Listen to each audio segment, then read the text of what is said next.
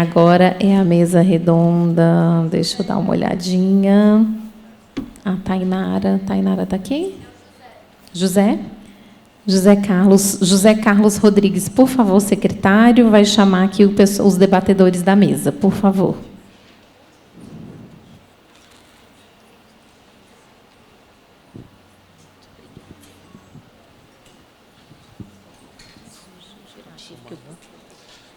Olá, bom dia a todos. Agora eu vou chamar os debatedores da mesa, da segunda mesa redonda, que vai ser os casos que desafiam inovações no tratamento da surdez. Para compor a mesa, então, vou chamar a doutora Trícia Paslover, que já foi devidamente apresentada. Por favor.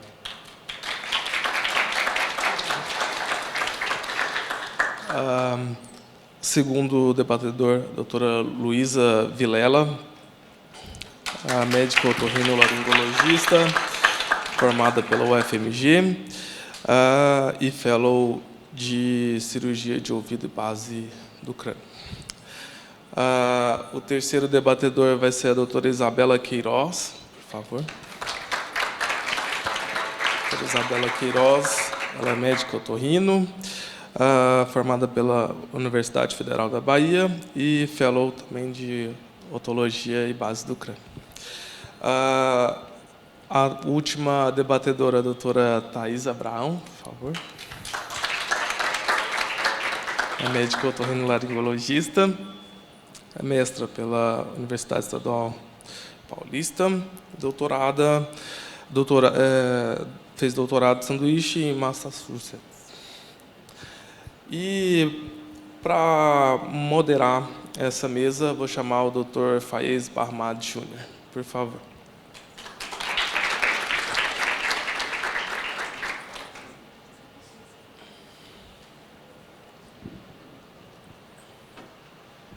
Muito obrigado, Dr. José Carlos. Então, essa nossa mesa, a gente tem 2 apresentadores de artigos, que vão ser a doutora Natália Karasek e o Dr. Lucas Alves. A gente vai falar sobre uns casos desafiadores. E eu quero aproveitar a experiência do pessoal da mesa para a gente dividir alguns casinhos que ainda nos desafiam. Por exemplo, uma paciente de 25 anos, malformação de orelha média, uma queixa de hipoacusia em orelha esquerda desde a infância, diagnóstico de malformação do estribo e janela oval, nega quaisquer outras queixas otorrinolaringológicas e comparece para avaliação de reabilitação auditiva. Ela deseja reabilitação auditiva para essa orelha esquerda. Trícia, que você, de antemão, qual o protocolo que vocês, lá no Pequeno Príncipe, usam para a reabilitação de pacientes com surdez unilateral, condutiva? Eu vou te dar aqui mais um exame de imagem. Tem uma malformação do estribo, janela oval e na janela oval esquerda. Eu queria ouvir de você, qual o protocolo que você segue? Qual que é o primeiro caminho?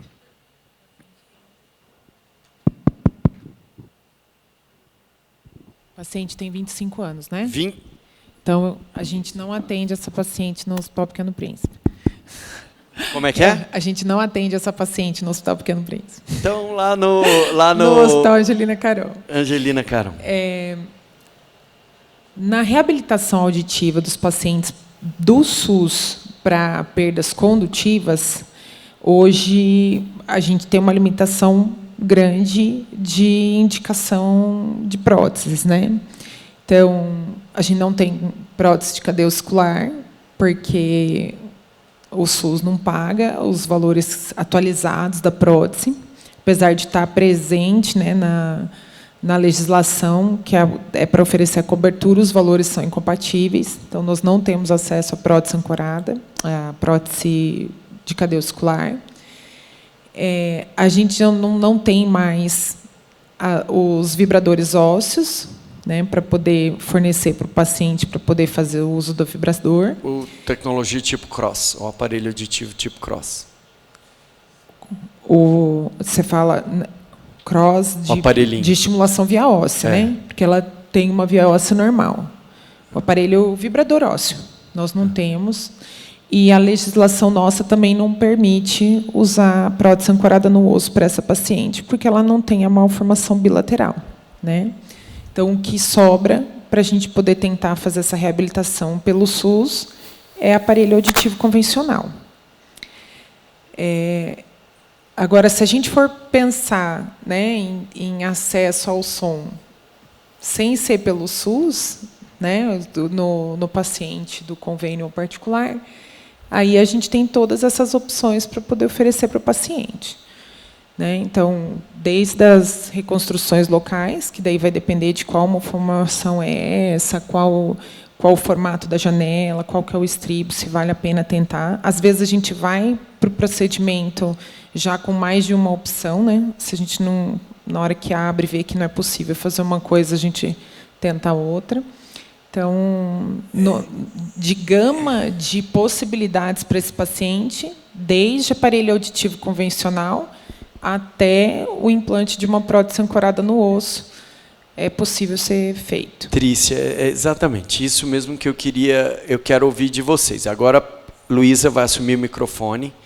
E é porque o pessoal aqui é muito jovem. Então, tem pessoal na faculdade de medicina, o pessoal ainda está muito novo. E eles precisam saber, eu preciso saber qual é o caminho. Então, a gente sempre tenta primeiro o aparelho auditivo.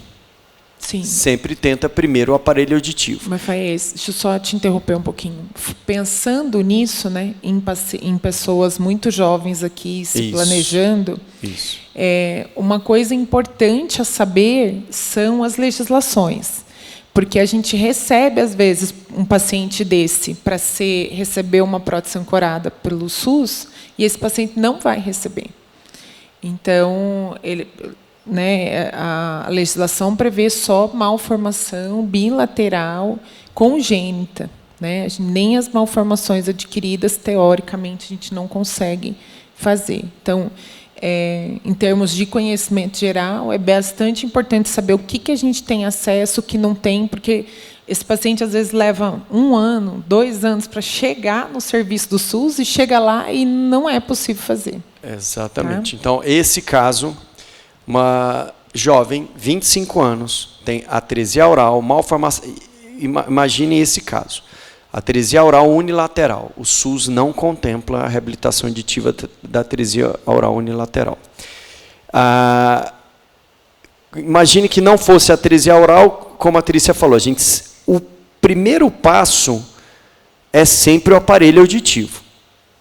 Então, o primeiro passo é sempre o aparelho auditivo. Queria ouvir da Luísa. Luísa, qual que é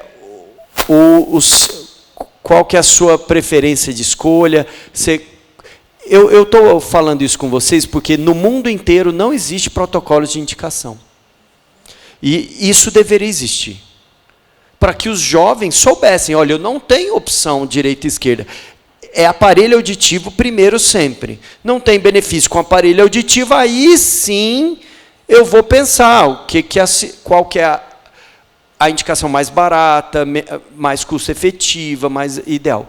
Então, assim, Luísa, você com o microfone, fala para mim sobre a dificuldade hoje em dia mesmo, porque é confuso. Muitas opções, quais são as suas preferências? Eu queria ouvir a preferência dos cirurgiões aqui da mesa. Pensando já na possibilidade, na verdade, na falta de possibilidade de fazer um tratamento cirúrgico para essa paciente, porque é uma malformação complexa, a gente não sabe como é que vai estar a janela. Não dá para fazer estapedotomia, porque a gente sempre pensa nisso também. Como cirurgião, a primeira coisa que a gente vai pensar é em uma cirurgia de orelha média, mas nesse caso não era possível. Então, quando essa paciente ela chega no consultório, a primeira coisa que a gente tem que oferecer para ela é a reabilitação justamente com o aparelho auditivo, né? Mas a gente deve informar o paciente sobre as possibilidades e, no nosso caso, né, como a gente não está no SUS, o paciente ele tem que fazer um teste, né? Então, primeiramente, ele vai passar pelo teste com o aparelho auditivo, sabendo das possibilidades, ele pode testar, por exemplo, uma prótese osteoancorada. Como o gap dessa paciente é muito grande, ela teria um benefício com uma prótese osteoancorada. Então, são as duas possibilidades que eu entregaria para ela no consultório. O aparelho auditivo, se ela foi bem com o aparelho auditivo, a gente prossegue com o aparelho, mas se ela perceber que o ganho dela foi melhor usando o softband, eu acho que a gente poderia considerar como opção uma prótese osteoancorada também para essa paciente. Tá. Ok. Concordo. Thaís, aí eu te pergunto, seguindo o que a doutora Luísa comentou, decidindo pela prótese osteoancorada, qual que é a sua preferência? Qual que você gosta mais? Existe isso? É a gente que escolhe? Eu não sei.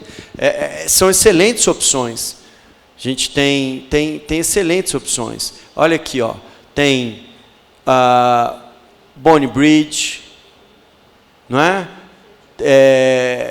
Tem Ponto, tem, aqui não está, mas tem o Barra, tem o Óssea 2, que foi recém-lançado, tem... Né, eu quero... Você, Thaís, e aí? É confuso mesmo, tem que... Eu acho, assim, já que a gente está falando de prática, é importante falar que não é a gente que vai definir qual que é a opção do paciente. Hoje em dia, a gente pedindo para plano de saúde, tudo, a gente é obrigado a ofertar, né, pelo menos 3 opções de tipos de prótese para que aquele paciente realize, até porque, que nesse caso, a via óssea é boa. Então, assim, é igual o Dr. Faísca está falando, qualquer uma dessas opções vai conseguir trazer reabilitação para essa paciente. São excelentes, não é? Então, assim, quando o cirurgião olha para aquele caso, um paciente com atresia aural, uma atresia aural unilateral, com gap desse, tem até a gente pensar aqui, tem um vibrador ósseo, que eu não coloquei aqui, mas imaginem o tipo cross aqui representando, né? Tem o vibrador ósseo, tem todas as outras opções, né? O Bone Bridge, Sound Bridge, Ponto, Barra, o Óssea. Isso deixa, muitas vezes, o cirurgião com um leque muito grande de opções. Aí, como é que vai funcionar essa escolha, então? É igual eu falei, né? Dá a opção e o plano que normalmente... O plano de saúde é quem vai determinar. E, Isabela, deixa eu te fazer uma pergunta. Você está vendo aqui diferentes tecnologias. Você quer falar um pouquinho para a gente sobre as diferentes tecnologias? As tecnologias transcutâneas e as tecnologias percutâneas. Que você pode falar para a gente, por exemplo, alguma preferência? Não, eu dou 3 opções de transcutâneas. Entendeu? Assim, pensando mais no pós-operatório, as transcutâneas seriam, assim, eu acho, preferíveis. Porque, pelo menos, não vai ter aquele problema de pele, de ficar infectando. Mas né, as transcutâneas, você está dizendo que não tem complicação, então? Não, tem, mas... Porque a gente tem. A gente tem complicação. Também tem, mas pelo menos do que eu vejo assim na maioria... Zé Carlos, que estão acompanhando, a gente está com um caso de um paciente com complicação. A transcutânea, né? Da transcutânea. É bom, tem que falar para o paciente os prós e contras de cada uma, né? E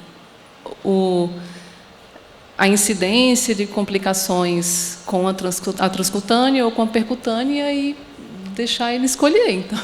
Desculpa eu estar apertando você, mas eu estou falando isso porque isso é realmente algo que a ciência ainda não oferece para a gente uma opção clara. O que tem que ser assim. Não. Tem todas essas opções e realmente isso acaba sobrando para nós, para a gente poder tentar definir um protocolo. Já que você é o único homem aqui entre as meninas... Não está funcionando? Está funcionando. Funciona. Aí eu vou fazer uma pergunta para você. Nesse caso, você falou atresia aural, né? E eu vou falar entre atresia e estenose. O fato de ter uma estenose importante, uma otoscopia bastante difícil, onde normalmente a gente monitora com imagem, isso muda a tua indicação para o paciente com o tipo de prótese, efeito de imagem da ressonância, que você não consegue ver um colesteatoma lá dentro, né? Qual que é a tua... Na hora que você vai discutir isso com o paciente... Olha que interessante. Trícia jogou um ponto extremamente importante para a gente discutir aqui. Esses pacientes, uma coisa é um paciente com atresia, outra coisa é um paciente com estenose e outra coisa é um paciente com uma situação instável. Porque eu já tive um paciente, inclusive, com atresia que nasceu e tinha colesteatoma. E tem colesteatoma que a gente faz Exato. esse tipo de indicação, né? E aí, nesses casos, você usar um componente interno que vai te impedir a capacidade de fazer a análise seriada desses casos, por exemplo, até, viu, Trícia, um pós-operatório, um pós-operatório de otite média crônica colesteatomatosa, você removeu tudo aquilo, mas você decide por alguma dessas transcutâneas, você vai ter um efeito sombra. Isso vai atrapalhar você de analisar o seu paciente. Então, isso tem que ser levado em conta também. E aí, talvez, essa era a minha próxima pergunta, tá? Quando vocês ainda continuam optando pelas próteses percutâneas? Seria esse um caso? Agora, você me perguntou, eu te retorno com isso. Você acha? Sim, não é? Com certeza. E daí, assim, essa percepção, às vezes, da pele, tudo, da gente ter os problemas com pele, eu não me lembro exatamente a estatística, mas que, apesar da gente ter medo, eles não são tão comuns assim, né? Principalmente os quadros mais graves. Eu acho que é uma excelente opção ainda, e eu acho que elas nunca vão sair do mercado por conta dessas situações de instabilidade, às vezes um single side para schwannoma, né, que tem que ficar monitorando, ou para um tumor cerebral que tem que ficar monitorando aquele lado. E daí por isso que o aparelho auditivo é sempre a primeira tentativa, porque é o mais simples, é o mais barato, não precisa de cirurgia. Então acho que isso é uma coisa que tem que ficar passivo com todo mundo. O aparelho auditivo é sempre o primeiro passo. Não existem protocolos ainda, mas deveriam existir. Eu acho que a gente deveria ter protocolos muito claros em relação à reabilitação auditiva. O primeiro passo é sempre o aparelho auditivo. Se o aparelho auditivo não for uma opção, aí a gente vai seguindo adiante nos próximos passos. Luísa quer falar. Eu concordo. E uma coisa que eu queria reforçar é porque por exemplo, quando o OSA surgiu, né, a gente achou que era mil maravilhas, que a gente não ia ter mais os problemas com pele, os pacientes que voltavam no nosso consultório com as próteses, os pinos, né, eram os pacientes que davam problema para a gente com essa questão da dermatite. Só que, hoje em dia, né, depois de uma casuística já aumentada, a gente consegue perceber algumas falhas também relacionadas a esse tipo. Que isso é vida real. Então, por exemplo... Ela está falando perfeito, eu penso da mesma forma. O que eu observo, então? Hoje, nos pacientes muito, muito jovens, ou com malformações que são muito complexas, com malformação do crânio, a gente pode observar a extrusão do componente interno. Então, talvez, para esses pacientes, a gente poderia optar pelos pinos mesmo. O que a gente vê, assim. Eu acho que talvez há 2 anos atrás eu não falaria isso, né? Mas hoje em dia. Olha como a reabilitação auditiva é dinâmica. Quando veio as próteses transcutâneas, como o Bone Bridge, veio primeiro, depois o Ósea 2, isso é uma bênção. Para quem sofria com as dermatites de repetição das próteses percutâneas, como a gente lá, tem dezenas, centenas de pacientes operados com a tecnologia percutânea, a gente sofre com esses nossos pacientes com dermatite de repetição, a gente imaginou, agora problemas acabaram. Mas não existe isso no mundo real. A tecnologia veio, as próteses transcutâneas são uma opção, mas elas não aposentaram, olha que interessante, elas não aposentaram as percutâneas. Não. E com elas também existem eventos adversos e complicações.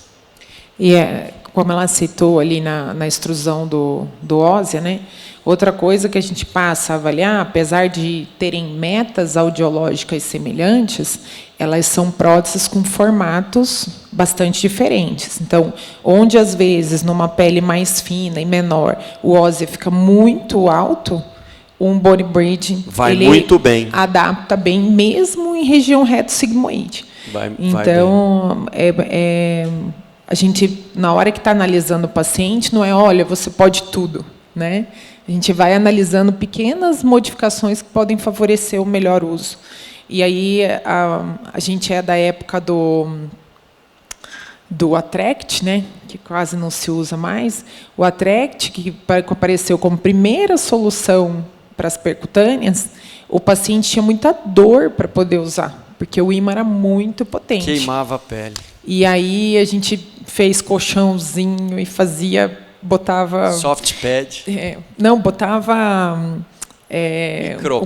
micropor e colocava um pedacinho de tecido que não atrapalhasse a condução para poder melhorar a pele, né? Então, são vários estágios mesmo. Tá. Eu quero chamar aqui doutora Natália. Cadê a doutora Natália? Natália vai apresentar um artigo científico. Tem 5 minutos, Natália. Dinâmica. Eu vou colocar lá para você o artigo. Você tem 5 minutos. Natália vai apresentar para a gente um artigo sobre pacientes idosos, cognição e audição. Obrigada.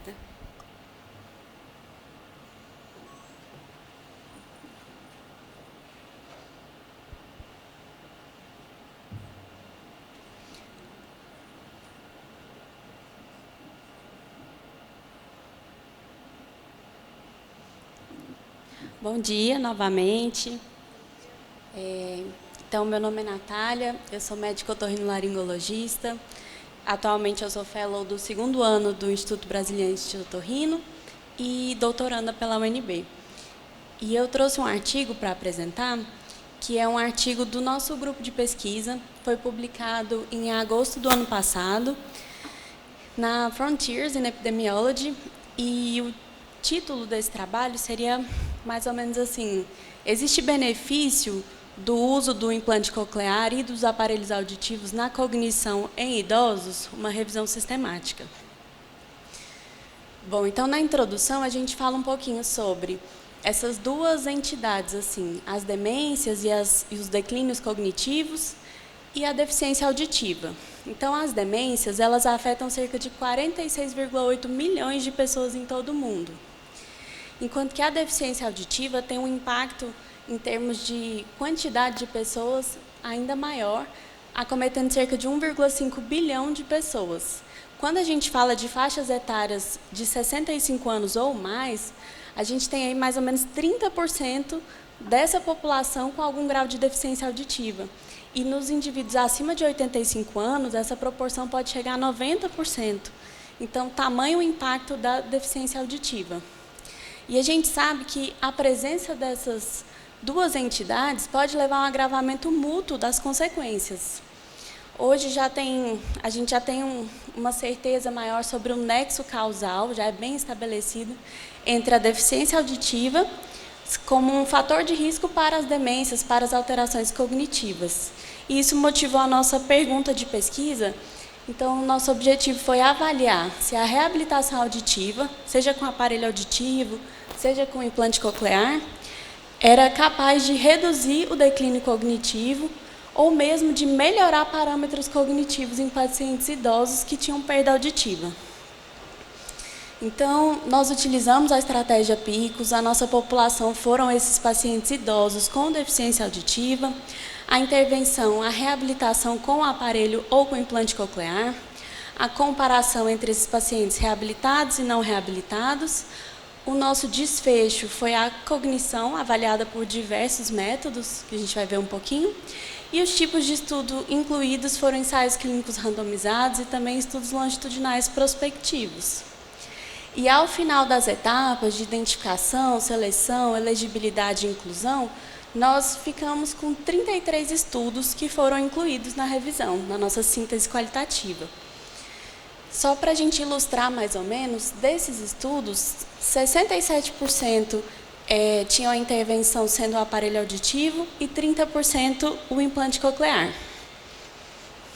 E nos resultados, principalmente no subgrupo implante coclear, a gente teve uma resposta bem expressiva positiva, que até nos surpreendeu em relação à cognição, porque a gente esperava que talvez fosse parar o declínio cognitivo, mas a gente encontrou parâmetros de melhora cognitiva em 10 estudos, com avaliações cognitivas diversas. Então, ali eu coloquei alguns dos testes que os estudos utilizaram, o MoCA, o mini exame do estado mental, e apenas um estudo que pesquisou o desfecho nos pacientes implantados não encontrou uma melhora da função cognitiva, que foi esse estudo de Sonnet e colaboradores de 2017. Mesmo assim, eles encontraram benefício nas funções executivas e foi um estudo com uma amostra menor. Então, o impacto nos nossos cálculos, depois na revisão, a gente encontrou um benefício muito importante do implante coclear para a cognição. Quando a gente fala do subgrupo do aparelho auditivo, essa resposta não foi tão expressiva, mas a gente ainda teve uma tendência muito maior de melhora de parâmetros de cognição em pacientes reabilitados. Então, a gente teve 13 estudos que encontraram parâmetros de melhora, contra 7 estudos que não encontraram benefício para a cognição com o uso do AASE, sendo que desses 7 estudos, 2 deles tinham uma população um pouquinho diferente. Então, eles estudaram o desfecho em pacientes que já tinham doença cognitiva, que já tinham um diagnóstico de demência, e o que sugere para a gente que nessa subpopulação, talvez o tratamento, a reabilitação auditiva não tenha tido tanto impacto. Ou seja, talvez a reabilitação seja mais preventiva e não curativa do ponto de vista da cognição. Então, eu trouxe essa tabela aqui para ilustrar os nossos resultados, principalmente no subgrupo do implante coclear. Quando a gente fala ali de melhora cognitiva, a gente teve esses 10 estudos mostrando melhora, que em porcentagem de amostra corresponderam a 97,39% da nossa amostra. Então, tamanho o impacto. No grupo AASE, a gente também teve ali em torno de 60% de resposta positiva. E esses estudos que foram incluídos na nossa revisão sistemática, eles passaram por avaliações de risco de viés, avaliações de qualidade metodológica, e nós encontramos que houve uma adequação aos critérios próximo ou acima de 70%, tanto nos ensaios clínicos randomizados, tanto nos estudos longitudinais prospectivos. Então, a gente encontrou que tem uma qualidade metodológica de alta a moderada. E a conclusão desse estudo, então, foi de que a reabilitação auditiva, sobretudo através do implante coclear, é sim uma estratégia efetiva capaz de melhorar o funcionamento cognitivo a nível do sistema nervoso central. E muito obrigada.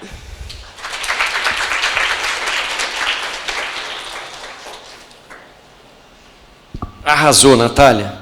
Você cumpriu com o prazo. 5 minutos, deu seu recado, e agora eu vou perguntar para a doutora Isabela. E aí, você acredita que, de fato, a reabilitação auditiva seria capaz não só de tentar impedir a progressão do déficit cognitivo, mas também trazer melhoras nas escalas de avaliação de cognição em adultos idosos?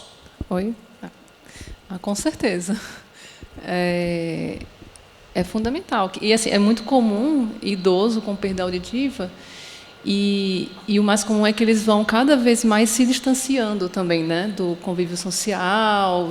Não tá, logo no início que eles têm a perda auditiva, eles fingem que estão escutando o que está sendo conversado, e depois eles simplesmente preferem se afastar para não criar uma situação constrangedora, né? Então, assim, a perda auditiva, por menor que seja, vale a pena ser logo reabilitada, com certeza. Ok. Thaís, eu vou falar de um caso que aconteceu conosco. E o nosso tema da nossa mesa redonda é casos desafiadores. A gente recebeu um paciente idoso com um diagnóstico de Alzheimer, já um Alzheimer avançado.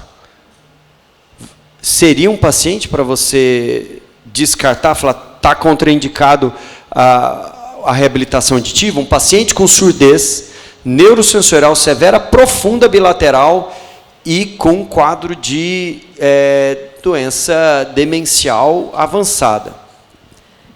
De forma alguma, né, que é um paciente que a gente pode descartar, eu acho que é um paciente que a gente tem que investir ainda nessa reabilitação, até porque tem estudo, né? Hoje é algo bem claro e que tem nível de evidência mostrando para a gente que é um fator que vai, nesse caso, não vai ser preventivo, né? No caso da demência, já que ele já tem um quadro instalado, mas que vai estar diretamente relacionado na progressão dessa doença, sabe? Então, a gente consegue estabilizar o quadro clínico. Não estabilizar, mas assim, fazer com que seja mais lenta essa evolução do quadro clínico do paciente.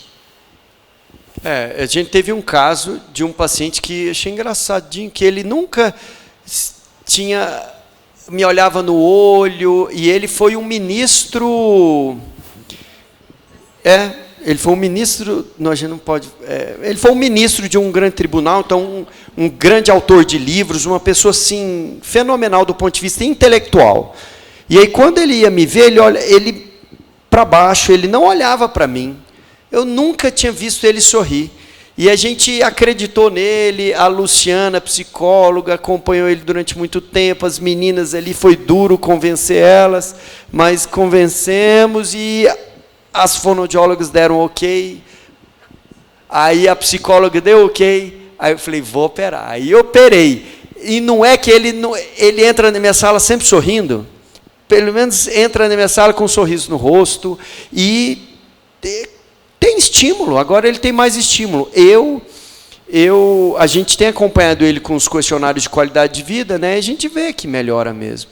Mas é lógico, cada caso é um caso, psicólogas, a equipe das fonoaudiólogas especialistas em implante coclear, tem que estar todo mundo junto e analisar se realmente vale a pena. Lembrar do benefício, se realmente isso vai trazer benefício, qualidade de vida para o paciente.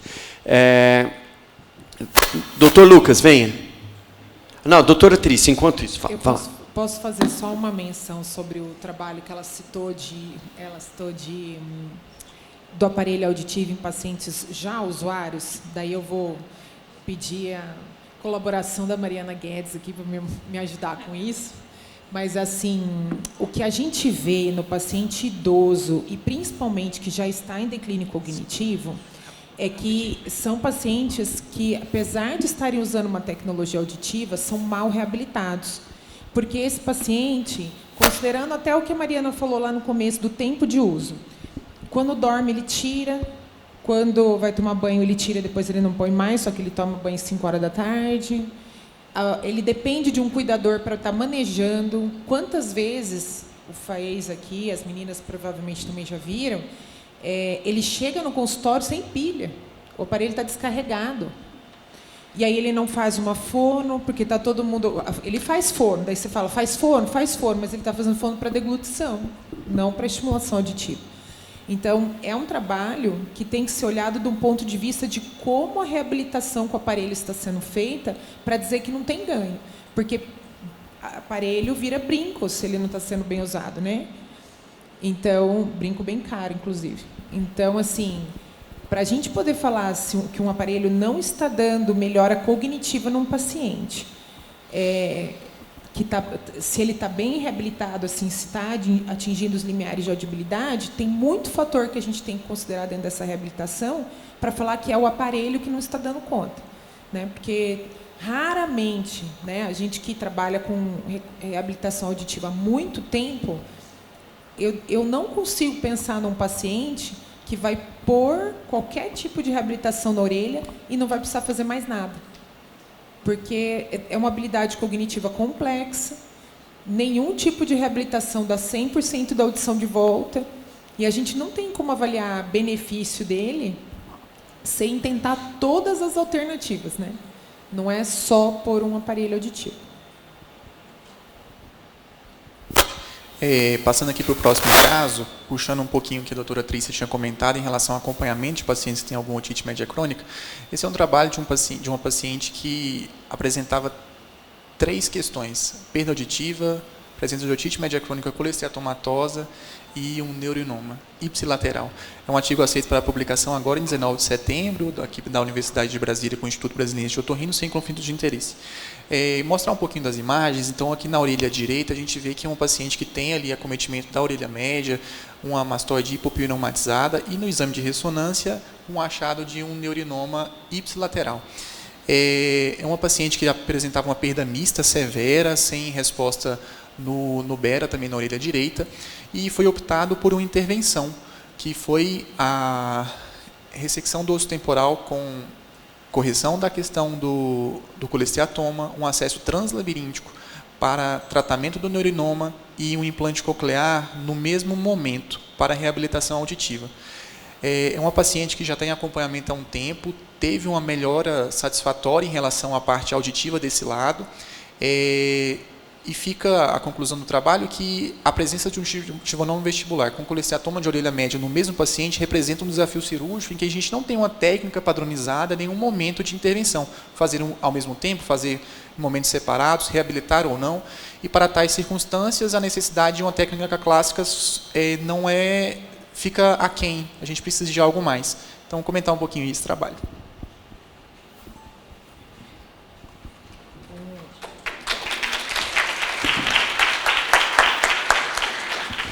Excelente apresentação, Dr. Lucas. E agora, eu faço essa pergunta para vocês. Eu queria saber, fiquem à vontade, quem quiser pegar o microfone, assim, na prática clínica de vocês, um paciente com schwannoma, ou um paciente com colesteatoma muito grave, extenso, e você vai operar aquele paciente com colesteatoma grave, extenso, envolvendo a cóclea. Você sabe que você vai remover o tumor, e se você não reabilitar a audição daquele paciente, é muito, muito provável que esse paciente desenvolva uma ossificação da cóclea. E você perdeu a chance de reabilitar seu paciente. Eu faço essa pergunta para vocês. Vocês pensariam na reabilitação auditiva simultânea desses pacientes? Fica à vontade, quem quiser. Pensaria, lógico. Mas no mundo ideal, vamos dizer assim, né?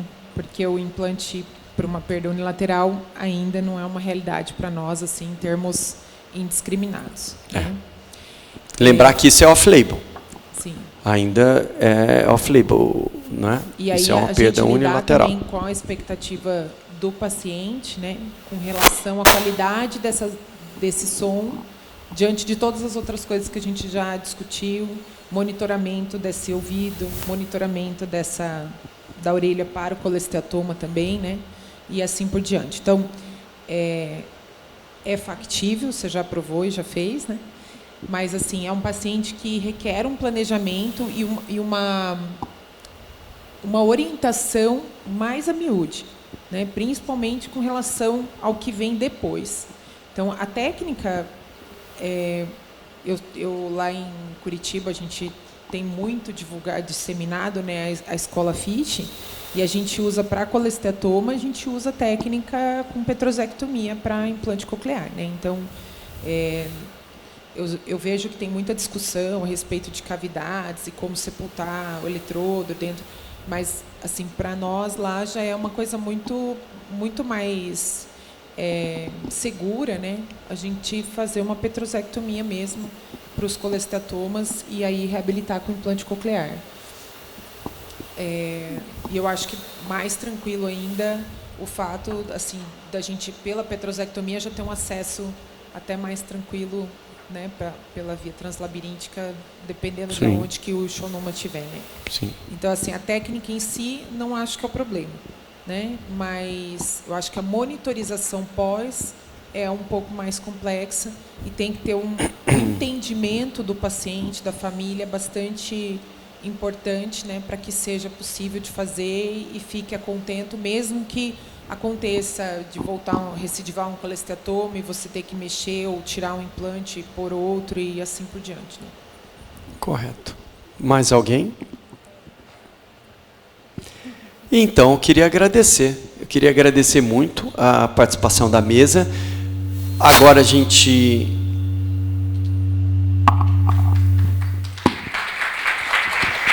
Agora a gente conclui, então, a parte da manhã. A gente conclui a parte da manhã. Lembrando a vocês, quem ainda não pegou o kit da corrida de amanhã, façam logo isso, porque está acabando ali as opções de tamanhos. Quem tem que até verificar se ainda dá tempo de fazer a inscrição, acho que, infelizmente, a gente esgotou. Foi a primeira corrida Caminhos da Audição que a gente esgotou todas as inscrições. Então, isso é motivo de muita alegria para a gente. E até daqui a pouquinho. Nossa programação continua às 14 horas em ponto, aqui. Lembrando a vocês, no andar de baixo tem um restaurante. Caso vocês queiram ficar por aqui, tem a opção do restaurante aqui embaixo. Até daqui a pouquinho.